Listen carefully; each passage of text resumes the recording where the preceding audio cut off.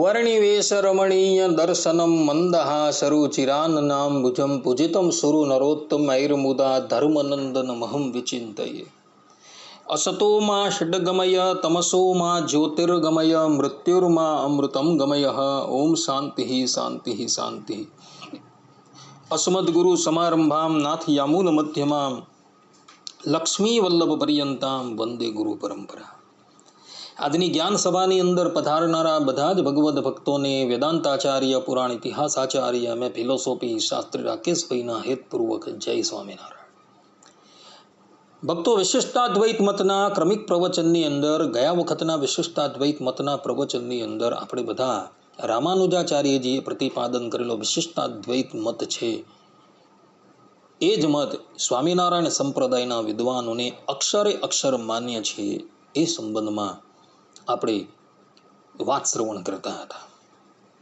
શાસ્ત્રોના પ્રમાણો દ્વારા તમને એ વાત પ્રતિપાદન કરીને બતાવી કે રામાનુજાચાર્યજીએ જે વિશિષ્ટાદ્વૈત મતને પ્રતિપાદન કરેલો છે એ જ ઉદ્ધવ સંપ્રદાયના વિદ્વાનોને અક્ષરે અક્ષર માન્ય છે. આ પ્રમાણેની વસ્તુ સ્થિતિ હોવા છતાં પણ સંપ્રદાયના કેટલાક કુતાર્કિકો જે છે એ આ બંને સંપ્રદાયે પ્રતિપાદન કરેલા વિશિષ્ટાદ્વૈત મતની અંદર કુતર્ક કરી રહ્યા છે અને એ કુતર્કોનો આપણે બધાએ વિચાર કર્યો અને શાસ્ત્રો અનુસાર એ બધા જ કુતર્કોનો પરિહાર કરેલો હતો. પુનઃ એ જ ચર્ચા જે છે એ આપણે અગાડી વધારીએ છીએ. તો રામાનુજાચાર્યજીએ પ્રતિપાદન કરેલા વિશિષ્ટાદ્વૈત મત અને સ્વામિનારાયણ સંપ્રદાયે પ્રતિપાદન કરેલા વિશિષ્ટાદ્વૈત મત, આ બંને મતો જે છે ભિન્ન ભિન્ન છે એવું આજકાલના કેટલાક પંડા પંડિતો કહી રહ્યા છે. પરંતુ એ લોકોની આ બધી જ માન્યતા જે છે એ વિપરીત છે એવું આપણે આગળના પ્રવચનની અંદર સિદ્ધ કરી આવ્યા. આ બધા જે પંડા પંડિતો જે છે એ આટલેથી જ નથી અટકતા. ઉપાસનાની અંદર પણ આ બંને સંપ્રદાયની માન્યતા ભિન્ન ભિન્ન છે એવું એ લોકો કહી રહ્યા છે. જેમ કે કેટલાક પંડિતો એવું કહે છે કે રામાનુજાચાર્યજીએ ચાર ચરણની લક્ષ્મીનારાયણ દેવની ઉપાસના જે છે એ પ્રવર્તાવેલી છે. એટલે ભગવત ધામમાં ગયેલો એ મુક્તાત્મા જે છે એણે ભગવત ધામની અંદર પણ ચાર ચરણની ઉપાસના કરવાની છે. જ્યારે સ્વામિનારાયણ સંપ્રદાય તો બે ચરણની ઉપાસના જે છે એ પ્રવર્તાવેલી છે અને ભગવત ધામમાં ગયેલો એ મુક્તાત્મા પણ એ ભગવત ધામની અંદર બે ચરણની ઉપાસના જે છે એ કરવાનો છે. આ પ્રમાણે કહી આ પંડા પંડિતો જે છે એ લોકો એવું કહી રહ્યા છે કે ભગવત ધામની અંદર કેવલ બે ચરણની જ ઉપાસના છે, અર્થાત કે ગોલોક મધ્ય આવેલા અક્ષરધામની અંદર બે ચરણની ઉપાસના છે. ચાર ચરણની ઉપાસના જે છે એ તો વૈકુંઠ ધામની અંદર છે અને વૈકુંઠ ધામ જે છે એ અક્ષરધામથી બહુ કનિષ્ઠ છે એવું એ લોકો કહી રહ્યા છે. પરંતુ એ લોકોની આ બધી જ માન્યતા જે છે એ સંપ્રદાયના મૂળભૂત ગ્રંથોથી સંપૂર્ણપણે વિપરીત છે. અને આ પ્રવચનની અંદર આપણે બધા એ વાતનું શ્રવણ કરશું કે ઉદ્ધવ સંપ્રદાયે બે ચરણની ઉપાસના જે છે એ પ્રવર્તાવેલી જ નથી. ઉદ્ધવ સંપ્રદાયે તો યુગલ સ્વરૂપની ઉપાસના જે છે એ પ્રવર્તાવેલી છે. તો આ બાબતને આપણે મૂળથી જે છે એ શ્રવણ કરીએ. તો ઉપાસના શબ્દ જે છે એની અંદર ઉપસર્ગ છે, જેનો અર્થ થાય છે સમીપમાં જવું અને આસન એટલે થાય છે કે બેસવું. જેની ઉપાસના ભક્તિ કરીને જેની સમીપમાં જઈને બેસવું તેને ઉપાસના કહેવામાં આવે છે. આ ઉપાસના શબ્દનો અર્થ છે. આ ઉપાસનાને જ ભક્તિ પણ કહેવામાં આવે છે, સેવા પણ કહેવામાં આવે છે. એ ઉપાસનાના પર્યાયવાચક શબ્દો છે. જેમ કશ્યપ ઋષિ નિઘંટુની અંદર કહે છે, સેવા ઉપાસથી ભક્તિ, કે ભાઈ સેવા છે, ઉપાસના છે ને ભક્તિ છે એ પર્યાયવાચક શબ્દ છે, અને એ નિઘંટુ પર યાસ્ક ઋષિએ નિયુક્તની રચના કરેલી છે, તેની અંદર પણ આનું સમર્થન કરવામાં આવેલું છે. એટલે કે ઉપાસના, ભક્તિ અને સેવા એ પર્યાયવાચક શબ્દો છે, એ આના દ્વારા સ્પષ્ટ થાય છે. કોઈ સ્થાનની ઉપર ઉપાસના અને ભક્તિને ભિન્ન ભિન્ન પણ બતાવેલા છે. વલ્લભાચાર્યજી ઉપાસના અને ભક્તિને ભિન્ન ભિન્ન કહે છે. ભગવાન સ્વામિનારાયણ પણ પ્રથમના 40મા વચનામૃતની અંદર ઉપાસના અને ભક્તિની વ્યાખ્યા ભિન્ન ભિન્ન કરે છે. ત્યાં મુક્તાનંદ સ્વામી ભગવાન સ્વામિનારાયણને પૂછે છે કે હે મહારાજ, ભક્તિમાં ને ઉપાસનામાં શો ભેદ છે? ત્યારે શ્રીજી મહારાજ બોલ્યા કે શ્રવણમ કીર્તનમ વિષ્ણુ સ્મરણમ પાદ સેવનમ અર્ચનમ વંદનમ દાસ્યમ શક્યમ આત્મનિવેદનમ. એવી રીતે 9 પ્રકારે કરીને જે ભગવાનને ભજવા તેને ભક્તિ કહીએ છીએ, અને ઉપાસના તો તેને કહીએ જે ભગવાનના સ્વરૂપને વિશે સદા સાકારપણાની દ્રઢ નિષ્ઠા હોય ને પોતે જે ભજનનો કરનારો તે બ્રહ્મરૂપ થાય તો પણ તે નિષ્ઠા જાય નહીં. આ જે કહીએ તેને ઉપાસના કહેવાય. અહીં ભગવાન સ્વામિનારાયણે ભક્તિ અને ઉપાસનાને ભિન્ન ભિન્ન બતાવેલા છે, પરંતુ ઝાઝા વચનામૃતોને સૂક્ષ્મતાથી જો આપણે અવલોકન કરીએ તો ભગવાન સ્વામિનારાયણે તે જગ્યાએ ઉપાસના અને ભક્તિ અને સેવાને પર્યાય તરીકે જ કહ્યા છે. આ એક જ વચનામૃતની અંદર ભગવાન સ્વામિનારાયણ ઉપાસના અને ભક્તિને ભિન્ન ભિન્ન બતાવે છે. રામાનુજાચાર્યજી પોતે ગીતા ભાષ્યની અંદર ઉપાસના ભક્તિની વ્યાખ્યા કરતા પોતે કહે છે કે સ્મૃતિ સંતાનરૂપ દર્શન સમાનાકારમ ધ્યાનોપાસના શબ્દવાચ્યમ, અર્થાત કે ચિંતન પ્રવાહરૂપ તે જ્ઞાનને જે દર્શનની સમાન આકારવાળું જે થવું તેને ધ્યાન અને ઉપાસના શબ્દથી કહ્યું છે. અર્થાત કે ભગવાનનું જે ચિંતન જીવાત્મા કરતો હોય અને એ ચિંતન કરતા કરતા એ જ્ઞાન, એ ઉપાસના, એ ધ્યાન, એ દર્શન સમાનાકાર વાળું જે થઈ જાય તેને ઉપાસના કહે છે, ભક્તિ કહે છે, સેવા કહે છે.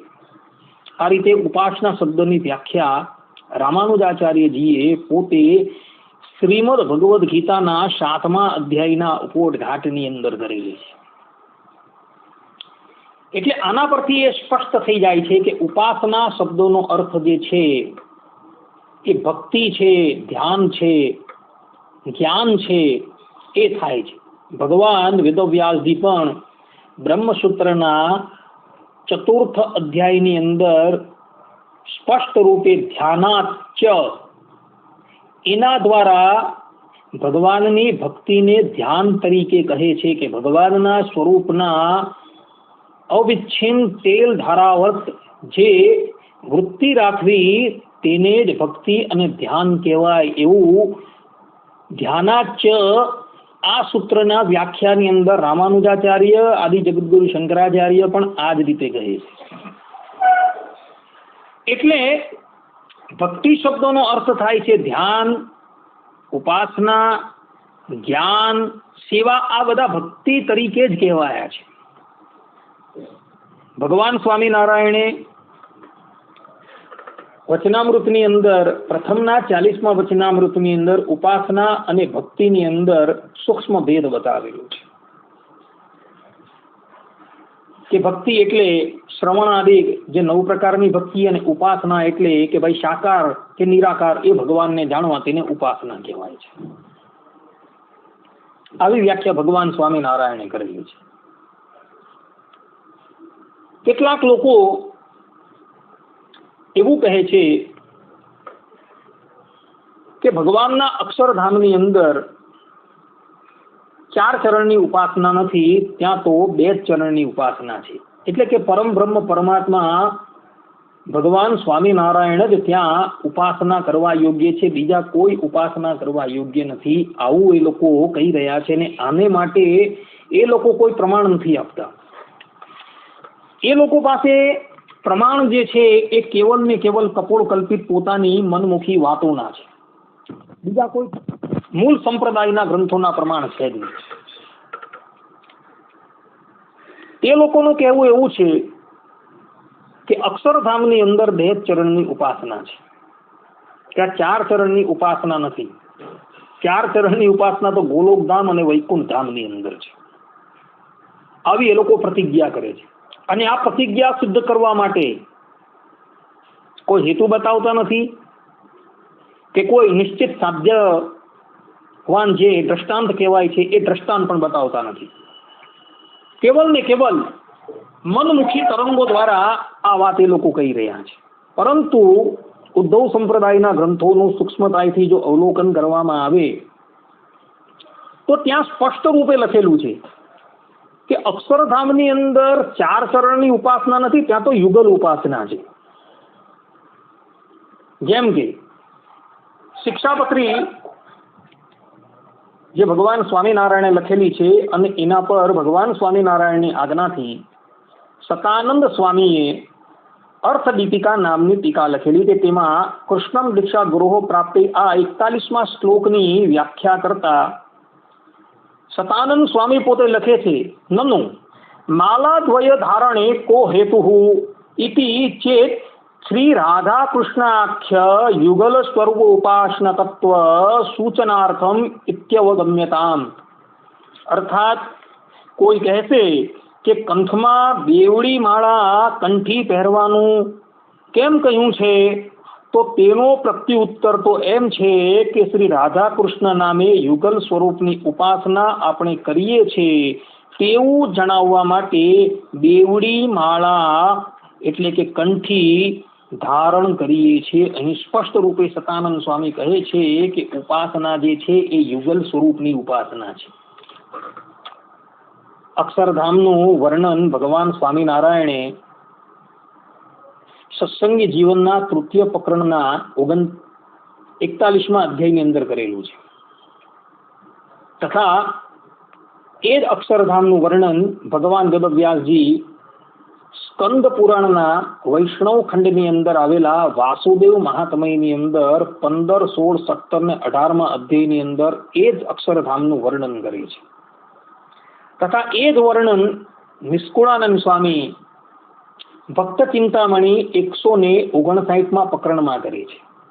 અને એ જ વર્ણન મંજુ કેશાનંદ સ્વામી પોતે મંજુ કેશાનંદ કાવ્યની અંદર પણ કરે છે. અને મુક્તાનંદ સ્વામી ધામ વર્ણન ચાતુરીની અંદર મુક્તાનંદ કાવ્યમાં પણ અક્ષરધામનું વર્ણન કરે છે. અને ત્યાં અક્ષરધામના વર્ણનની અંદર તેઓ સ્પષ્ટ રૂપે લખે છે કે અક્ષરધામની અંદર એ જ શ્રી કૃષ્ણ ભગવાન જે છે એ પોતાની રાધા આદિ પટરાણીઓની સાથે એક જ સિંહાસનની ઉપર બિરાજમાન થયા છે અને મધુર સ્વરે કરીને વેણું વગાડી રહ્યા છે. એટલે કે અક્ષરધામની અંદર કોઈ અક્ષર નથી કે કોઈ પુરુષોત્તમ નથી, એની કોઈ ઉપાસના જ નથી, પણ કેવલ ને કેવલ ત્યાં યુગલ સ્વરૂપની ઉપાસના છે. ઉપાસના જે છે એ ત્યાં યુગલ સ્વરૂપની છે, કોઈ 4 ચરણની કે 2 ચરણની નથી, પણ યુગલ સ્વરૂપની ઉપાસના છે એવું સતાનંદ સ્વામી અહીં શિક્ષાપત્રીની અર્થદીપિકા શ્લોક 41ની અંદર કહી રહ્યા છે. એટલે અહીં ભગવાન સ્વામિનારાયણ વચનામૃતના એટલે કે ગઢડા પ્રથમના 5મા વચનામૃતની અંદર રાધિકા સહિત શ્રી કૃષ્ણનું ધ્યાન કરવાનું કહે છે. તે જ પ્રમાણે અક્ષરધામની અંદર પણ આપણે એ જ યુગલ ઉપાસના છે, યુગલ સ્વરૂપની જ ઉપાસના કરવાની છે. એટલે કે જે લોકો એવું કહેતા ફરે છે કે અક્ષરધામની અંદર તો 4 ચરણની ઉપાસના નથી પણ 2 જ ચરણની ઉપાસના છે, તે લોકોના મતનું ખંડન સતાનંદ સ્વામી શિક્ષાપત્રી અર્થદીપિકાના 41મા શ્લોકની અંદર કરી જ દે છે કે ત્યાં યુગલ ઉપાસના છે. અર્થાત કે યુગલ જે લક્ષ્મીજી, રાધાજી અને ભગવાન શ્રી કૃષ્ણની ઉપાસના આપણે ત્યાં કરવાની છે. જે લોકો એવું બોલે છે કે અક્ષરધામની અંદર તો 2 ચરણની ઉપાસના છે, 4 ચરણની ઉપાસના નથી, એ 4 ચરણની ઉપાસના તો પ્રકૃતિની અંદર આવેલા ગોલોકની અંદર અને વૈકુંઠની અંદર છે. એ લોકો જે એવું બોલે છે તે લોકો પોતે આ વાત જે કહી રહ્યા છે એ કપોળ કલ્પિત સ્વામીની વાતો પરથી કહી રહ્યા છે. જેમ કે બહુ વર્ષો પહેલા 6 પ્રકરણની ગુણાતીતાનંદ સ્વામીની વાતો બહાર પડેલી હતી. એ 6 પ્રકરણની વાતોની અંદર 5મા પ્રકરણની 307મી વાતની અંદર સદગુરુ ગુણાતીતાનંદ સ્વામીના નામ પર કોઈક અજ્ઞાનીએ લખેલી વાતની અંદર એવું લખેલું છે કે ત્યાં તેઓએ અક્ષરધામનું વર્ણન કરેલું છે અને અક્ષરધામનું વર્ણન કરીને તે જગ્યાએ તેઓએ 2 ચરણની ઉપાસના બતાવેલી છે. અને તેઓએ જે અક્ષરધામનું વર્ણન ત્યાં કરેલું છે એ અક્ષરધામનું વર્ણન જે છે એ શ્રુતિ સ્મૃતિ અને ઉદ્ધવ સંપ્રદાયના બધા જ માન્ય ગ્રંથથી વિરુદ્ધ એવું અક્ષરધામનું ત્યાં વર્ણન કરવામાં આવેલું છે. કે જે અક્ષરધામનું જે વર્ણન કરાયું છે તે વર્ણનની અંદર ઉદ્ધવ સંપ્રદાયના મૂળભૂત ગ્રંથો જે છે તેના કોઈ જાતના કોઈ પ્રમાણો પણ નથી કે એ ભગવાન સ્વામિનારાયણ કે નિષ્કુળાનંદ સ્વામીએ કે ભગવાન વેદવ્યાસજીએ પોતે જે પ્રમાણે અક્ષરધામનું વર્ણન કરેલું છે તેનો ગંધ પણ ત્યાં નથી જોવા મળતો. સંપ્રદાયના મૂળભૂત ગ્રંથોની અંદર આ વાતની અંદર જે અક્ષરધામનું વર્ણન કરેલું છે તેનો કંઈક અંશ તો આવવો જોઈએ ને, એનું પ્રમાણ તો આવવું જોઈએ ને કે ભાઈ આ જે હું અક્ષરધામનું વર્ણન કરું છું એ ફલાણા ગ્રંથની અંદર લખેલું છે, એવું તો અંદર હોવું જોઈએ. પણ એવું કંઈ છે જ નહીં. જેમ ભગવાન સ્વામિનારાયણ સત્સંગી જીવનના તૃતીય પ્રકરણના 41મા અધ્યાયની અંદર જે અક્ષરધામનું અર્થાત કે ગોલોક મધ્યે આવેલા અક્ષરધામનું વર્ણન કરે છે ત્યાં ભગવાન પોતે કહે છે કે આ જે ધામ જે છે એ છાંદોગ્ય ઉપનિષદની અંદર અને કૌશિતકી ઉપનિષદની અંદર તથા વાસુદેવ મહાત્મયની અંદર આ ધામનું વર્ણન કરેલું છે. એ જ ધામનું વર્ણન હું તમને હવે કહી રહ્યો છું. એટલે ભગવાન સ્વામિનારાયણે જે ધામનું વર્ણન કરેલું છે એ વેદ માન્ય છે, સ્મૃતિ માન્ય છે, પણ કોઈ કપોળ કલ્પિત શાસ્ત્રો પ્રમાણે ભગવાન સ્વામિનારાયણે એ ધામનું વર્ણન નથી કરેલું. શ્રુતિ સ્મૃતિની અંદર જે ધામનું વર્ણન કરેલું છે એ ધામનું વર્ણન ભગવાન સ્વામિનારાયણે સત્સંગી જીવનના તૃતીય પ્રકરણના 41મા અધ્યાયમાં કરેલું છે. અને એ જ નિષ્કુળાનંદ સ્વામી ભક્ત ચિંતામણીના પ્રકરણ 159ની અંદર પોતે કરી રહ્યા છે.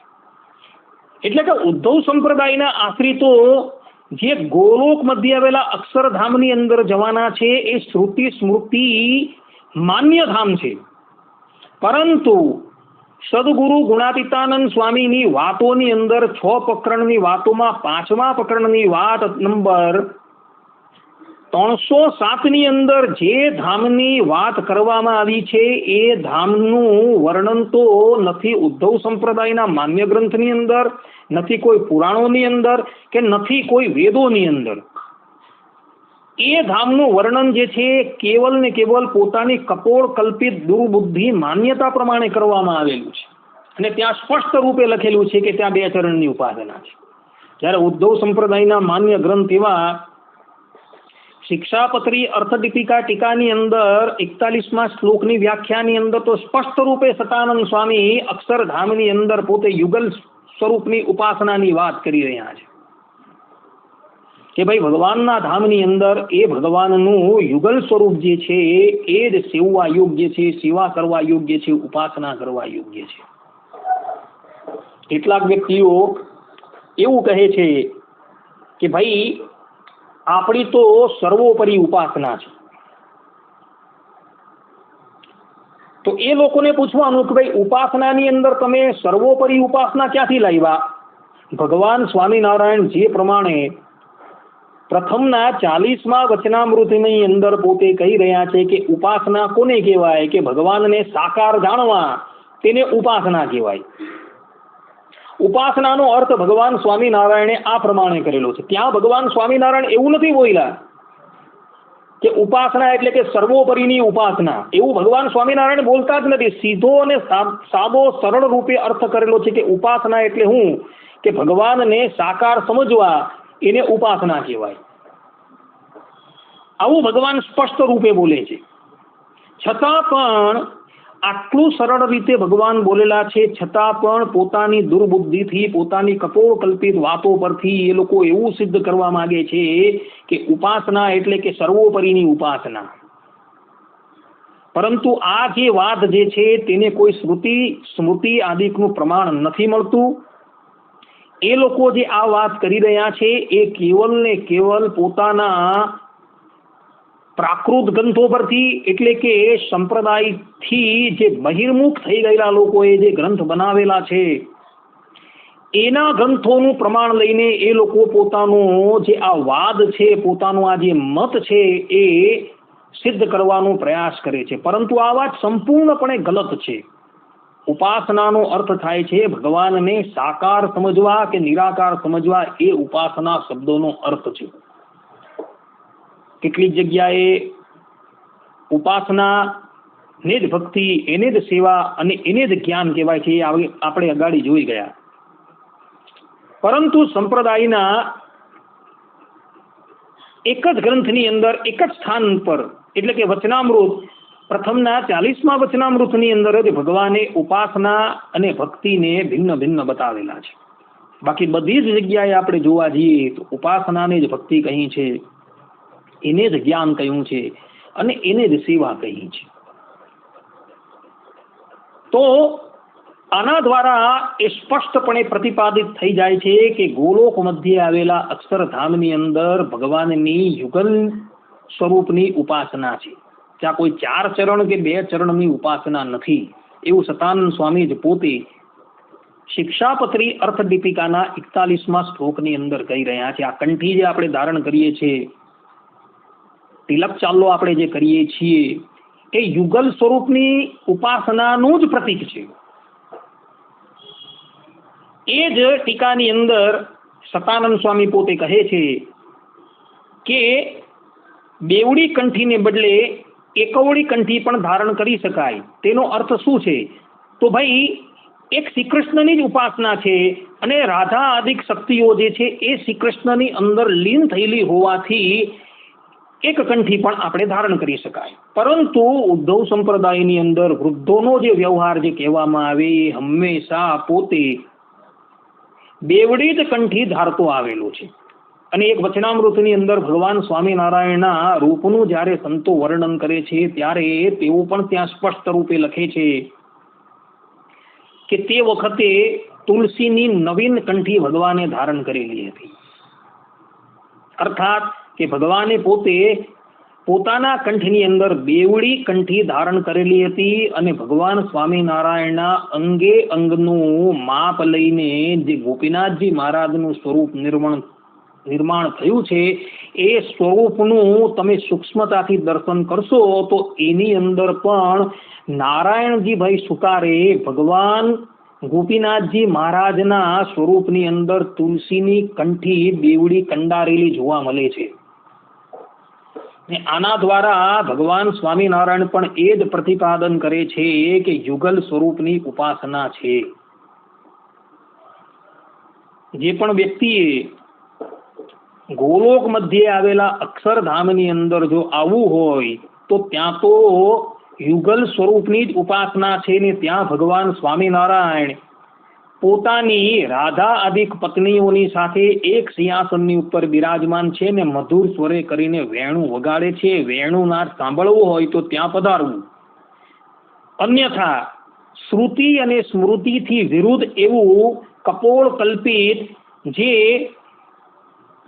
ગુણાતીતાનંદ સ્વામીની વાતોની અંદર 6 પ્રકરણની વાતમાં 5મા પ્રકરણની વાત નહીં 307મી વાતની અંદર જે પ્રમાણે ધામનું વર્ણન કરેલું છે ત્યાં જઈ શકે છે લોકો.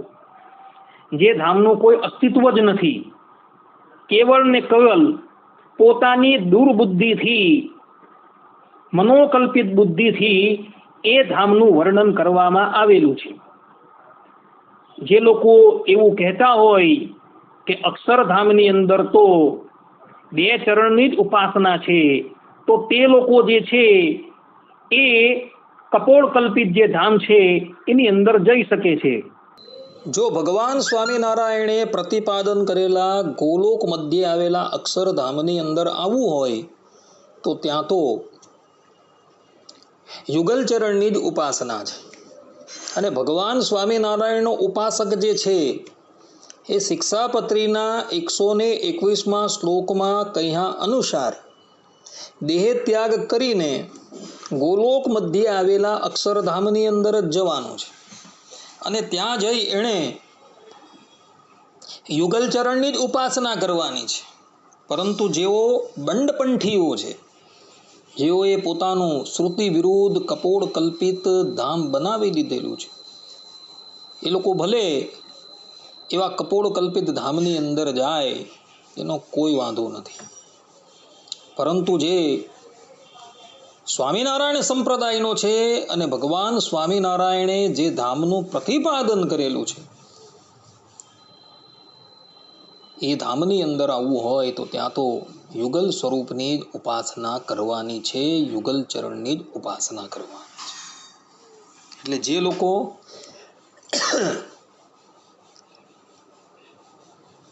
રામાનુજાચાર્યજીએ 4 ચરણની ઉપાસનાનું પ્રતિપાદન કરેલું છે ને ભગવાન સ્વામિનારાયણે 2 ચરણની ઉપાસનાનું પ્રતિપાદન કરેલું છે, અને આ પ્રમાણે કહી એ લોકો આ બંને સંપ્રદાયની માન્યતાને ભિન્ન ભિન્ન બતાવવા તૈયાર થયા છે. એ લોકોની એ બધી જ માન્યતા જે છે એ ગલત છે. નથી તો રામાનુજાચાર્યજીએ 4 ચરણની ઉપાસનાનું પ્રતિપાદન કરેલું કે નથી ભગવાન સ્વામિનારાયણે 2 ચરણની ઉપાસનાનું પ્રતિપાદન કરેલું. બધા જ મહાનુભાવોએ યુગલ ચરણની જ ઉપાસનાનું પ્રતિપાદન કરેલું છે. રામાનુજાચાર્યજી જે ભગવત ધામને વૈકુંઠ તરીકે સંબોધે છે તેને જ ભગવાન સ્વામિનારાયણે અક્ષર તરીકે સંબોધેલું છે. ધામ એક જ છે, પરંતુ એને મહાત્માઓએ ભિન્ન ભિન્ન નામથી સંબોધેલું છે. આ વાતનો ખુલાસો જે છે સદગુરુ ગોપાળાનંદ સ્વામીએ શ્રીમદ ભાગવતની એકાદશ સ્કંદની ટીકાની અંદર કરેલો છે. એ અગાડી હું તમને સંભળાવી ચૂકેલો છું. એટલે જે બંડપંથીઓ આ પ્રમાણે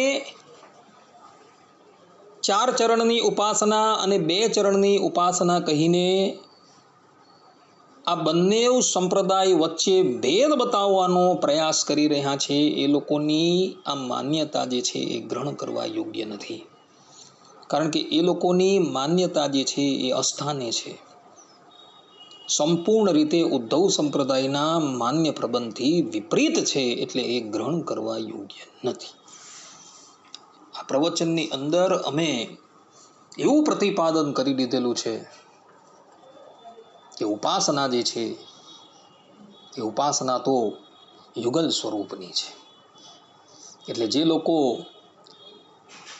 4 ચરણની ઉપાસના અને 2 ચરણની ઉપાસના આ પ્રમાણે કહીને નવું ઢટિંગ લાવેલા છે, એ લોકોની એ બધી જ માન્યતા જે છે એ અસ્થાને છે.